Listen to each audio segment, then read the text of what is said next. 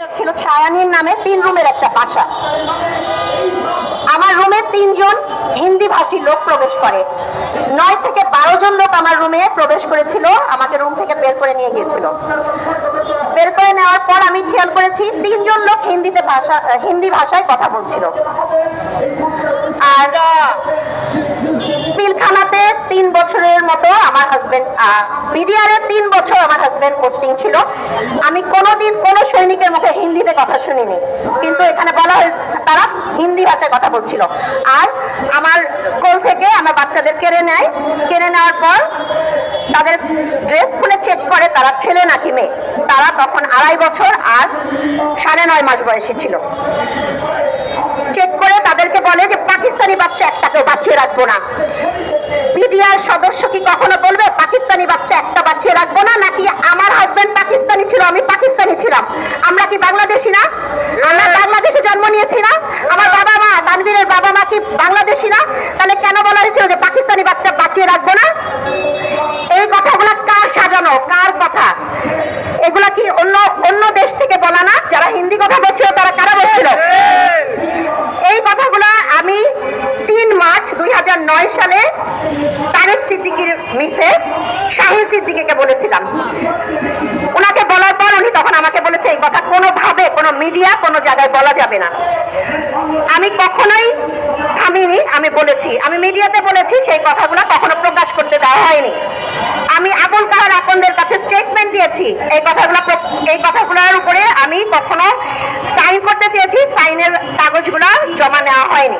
আমি আর্মি হেডকোয়ার্টারে জমা দিয়েছি, তখন মঈন আহমেদ ছিলেন, কিন্তু এই জিনিসগুলো তারা রাখেননি। আমাকে তারা পরিকল্পিতভাবে তৈরি করে দিয়েছে যে স্টেটমেন্ট, ওখানে সাইন করতে বলেছে, যেটাই হিন্দি ভাষা কথাটা লেখা ছিল না, কিন্তু আমি সেখানে সাইন করিনি। তার কারণে আমাকে এই পর্যন্ত, মানে আজকের দিন পর্যন্ত, একটু আগে এনএসআই-এর একজন লোক এসে আমাকে হ্যারাস করেছে।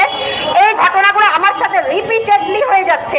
আমার যোগ্য সন্তানকে আইএসএসবি থেকে বাদ করা হয়েছে, এবং আমি কোনো কিছু নিয়ে, কোনো বাহিনীকে নিয়ে ছোট করে কথা বলতে চাচ্ছি না, কিন্তু অনেকের অযোগ্য সন্তান থাকছেন এবং যোগ্য সন্তানদের বাদ দেওয়া হচ্ছে। বরখাস্তকৃত লেফটেন্যান্ট জেনারেল মুজিবের সন্তান এবার 87তম লং কোর্সের অফিসার হয়ে বের হয়েছেন।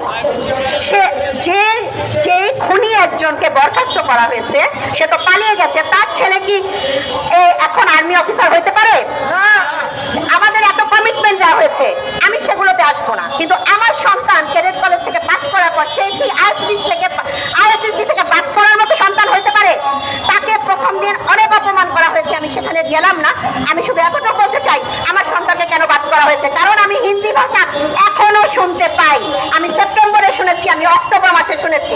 আমার স্টেটমেন্ট নেওয়া এখনো হয় না। আমি সেনাপ্রধানের কাছে দরখাস্ত করেছি, আমার দরখাস্তের কোনো উত্তর আসে নাই। 3টা দরখাস্ত করেছি। আমি সেনাপ্রধানের সাথে 6 আগস্ট থেকে আমি 5 নভেম্বর পর্যন্ত দেখা করতে চেয়েছি। ব্রিগেডিয়ার জেনারেল এহসান আছেন, উনি কোনোভাবেই এটা দেখা করতে দিচ্ছেন না। আমার হাজবেন্ডের লাশটা আজ পর্যন্ত আনআইডেন্টিফাইড। আমাকে এটা কোনোভাবেই ব্যবস্থা করে দেওয়া হচ্ছে না যে আমি কিভাবে আমার হাজবেন্ডের ডেড বডিটা পাবো। এখন বিডিআর সদস্য যারা আছেন তারা তো অনেকে কষ্ট করছেন, তাদের পরিবার কষ্ট করছে, তারা নির্দোষ অবস্থায় জেলে আছে, তাদের জামিন হচ্ছে না। এগুলোর কি কোনো বিচার হবে না? তারা সুবিচার পাবে না? আমরা তো পাচ্ছি না, তারাও পাচ্ছে না। এই বিচার আমরা কার কাছে পাবো? কমিটি হবে, এভাবে চলতে থাকবে। এটা একটা চলমান প্রসেসেই থাকবে। কতদিন থাকবে? সবকিছু না হয় হবে, আমি বুঝলাম, কিন্তু কতদিন? আপনারা আমাদের সাহায্য করেন যেন আমরা এই জিনিসটা খুব দ্রুত সঠিকভাবে বিচার পাই। ধন্যবাদ।